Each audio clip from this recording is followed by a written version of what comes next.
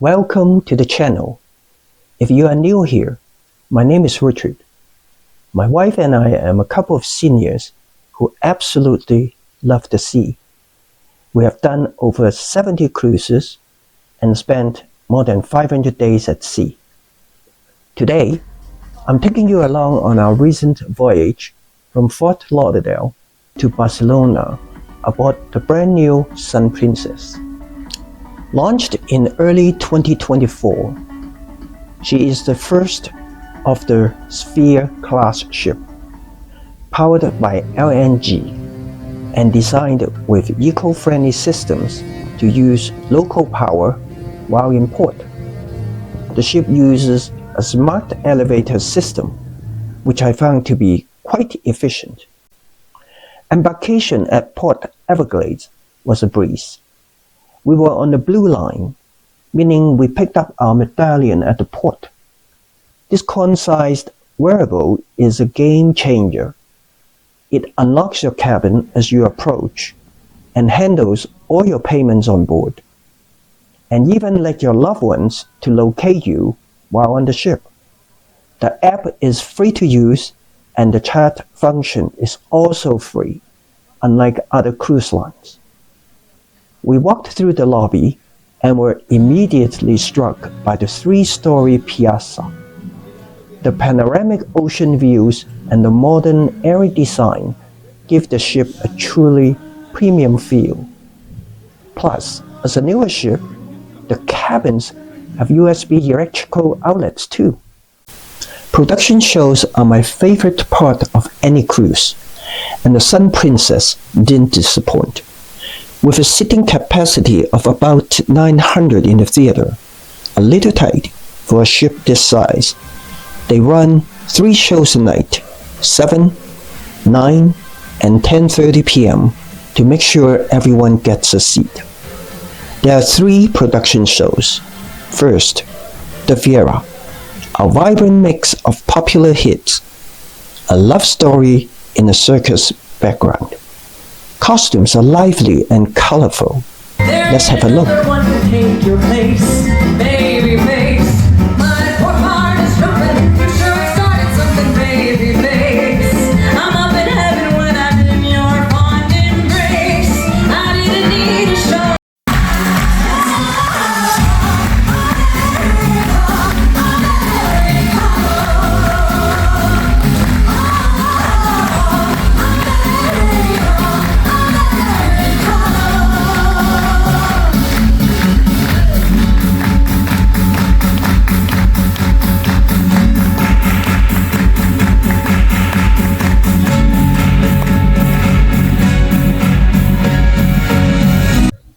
Second, Starstruck.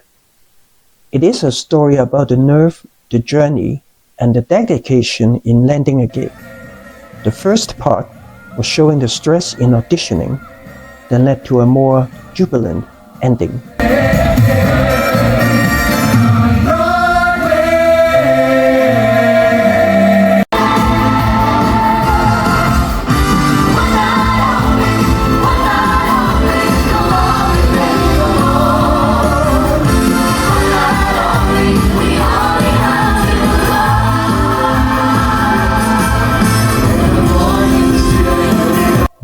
The last one is Viva La Musica, a high-energy celebration of contemporary Latin music, featuring some sensational dance couples. Let's have a look.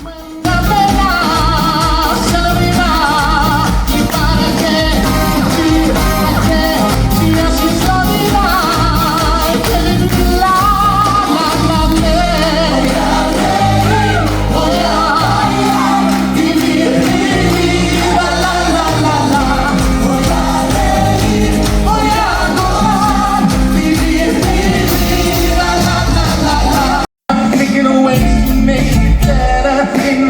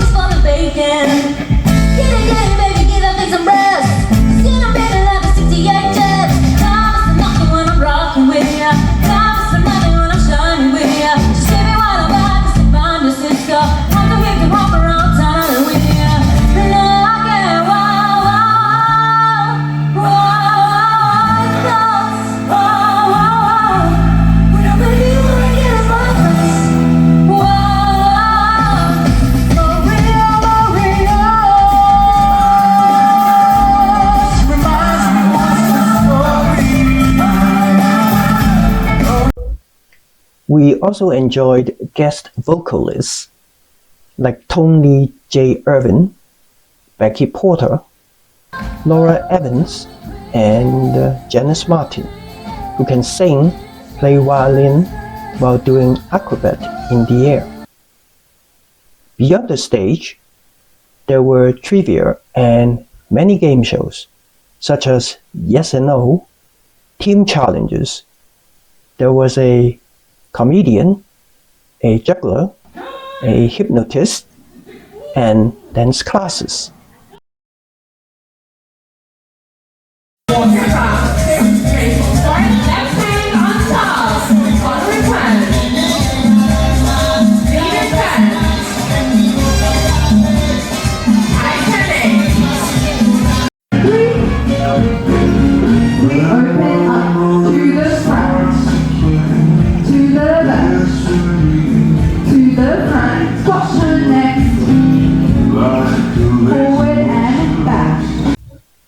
There were always live music on board.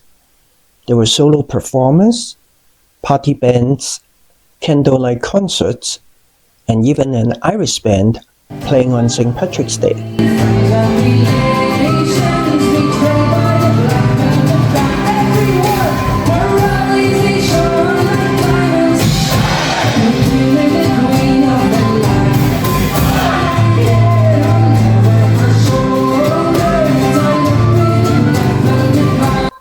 And Princess is a cruise line where there are many officers and guests events, including games and navigational talks.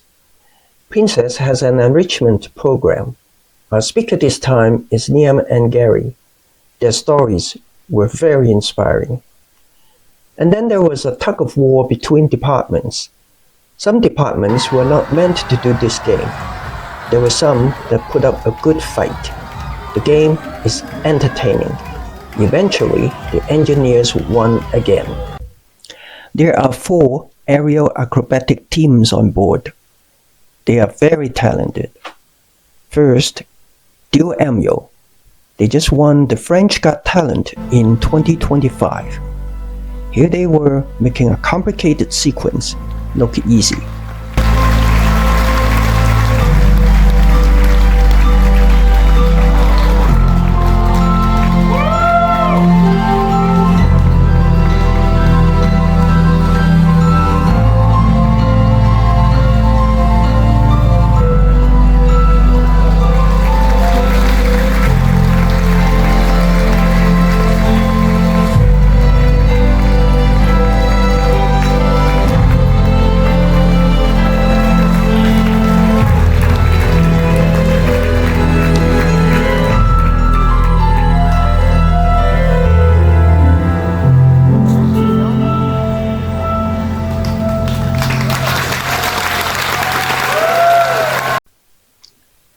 Kate and Vasya, they come from Ukraine.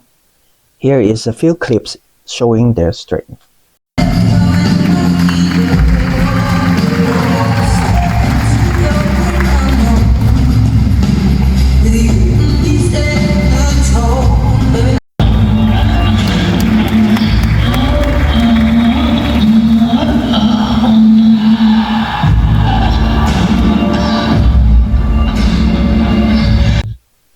Duo Fusion. They come from UK. Here's a look at their beautiful dance in the air.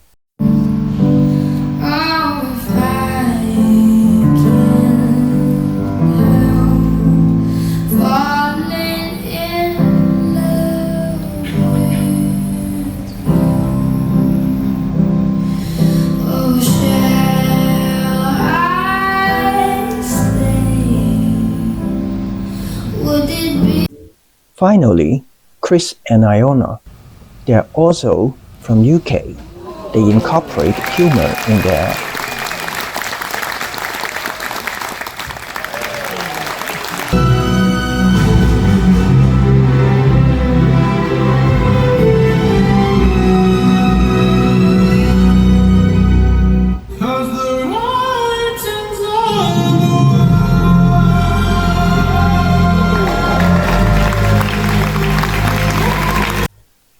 You won't go hungry on board.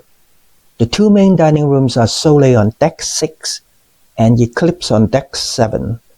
Additional complimentary dining includes the Eatery Buffet, which is staff-served, not a help-yourself setup. The American Diner, it serves as an extension of the buffet. You will also find pizza, tacos, burgers, ice cream on Deck 9 and Lido Deck 17. The International Cafe on Deck 9 is a step up from the other Princess ships. It is open 24/7 for coffee, pastries, and sandwiches. For a little extra, there are specialty dining spots like Crime Grill, Sabatini, Catch by Rudy, Butcher Block, Love by Brito, Makoto Sushi, Yume Teppanyaki. We like to explore independently at each port, particularly while visiting Europe. Usually, the port in Europe is very close to town. Each port brings something different. By going independently, we can sleep in, enjoy our breakfast to avoid the crowd, and explore on our own schedule. The first port we visited was Tenerife, Canary Islands. After over a week of sea days, we were glad to see land. We arrived at Tenerife a day earlier than scheduled. There was an emergency medical evacuation of 3 individuals. I hope they are okay. We got off the ship and walked 10 minutes, crossed the road to Plaza de España, the largest square on the island. The artificial lake was drained. Maybe it was not summer yet. There is a monument pays tribute to the fallen in the Civil War. Then we head over to Parque Garcia Salabria, about 15 minutes away. Washroom is near the entrance by the cafe. We looked at the flower clock and the sculpture El Paso. Then we looked at the local church with the Tuscan-style bell tower, the Museum of Nature, and the library while making our way back to the ship. Next port is Cartagena, Spain. We crossed the road to Midshipman School, which is a crucial location for the 5-year naval training program in Spain. From there, we walked 9 minutes to the Palacio Consistorio, which houses the town hall of Cartagena. We admired the white marble facade. The museum is right next door, but the lineup was long that day. We chose not to enter. Instead, we head over to the Naval Museum. Admission was by donation. After the museum, we walked about 20 minutes over to the panoramic elevator to go up the Castillo de la Concepción. It is a medieval fortress that now serves as a history center. We got a panoramic view of the port and Roman theater from the top. You can also walk up to the castle if you want. The next port is Palma. We decided to take it easy that day. We enjoyed a simple 15 minutes walk from the terminal to the Porto P Mall for some relaxed window shopping and a quiet afternoon. Then, after a 2 weeks voyage, we arrived at Barcelona. Disembarkation was very organized, no chaos. It was orderly. Even each passenger had to go through immigration face to face. Princess ships usually docked at Terminal E, the furthest one. The easiest way to go to town is to take the cruise bus. We made a left turn out of the terminal to the bus stop. One-way ticket was €3 per person. We stayed at the Barcelona House Hotel, a few blocks from the La Rambla, which was under major construction work. The hotel is adequate, nothing fancy. The location is excellent. We spent our day touring the Gothic Quarter. There are 3 walking tours that people can sign up, but we decided to DIY with Google. We had lunch at Bitao, a Thai food place. Good value. And we had dinner at Lady Dumpling. It was quite good too. Since both restaurants are not right at the main road, their prices were reasonable. The Gothic Quarter is the historical heart of Barcelona, featuring a maze of narrow medieval streets, Roman ruins, and vibrant plazas. We also went to the market to pick up some fruits for the evening. We noticed that the lady in white, outfit like Marilyn Monroe, was still there trying to draw attention to the adult entertainment in the neighborhood. Of course, no trip to Barcelona is complete without visiting the Sagrada Familia. We thought it might be finished by now, but the construction continues. We capped off the trip with an incredible all-you-can-eat sushi lunch. It wasn't the cheapest meal, but it was worth every penny for the quality. We spent the evening immersing in the sights and sounds of La Rambla.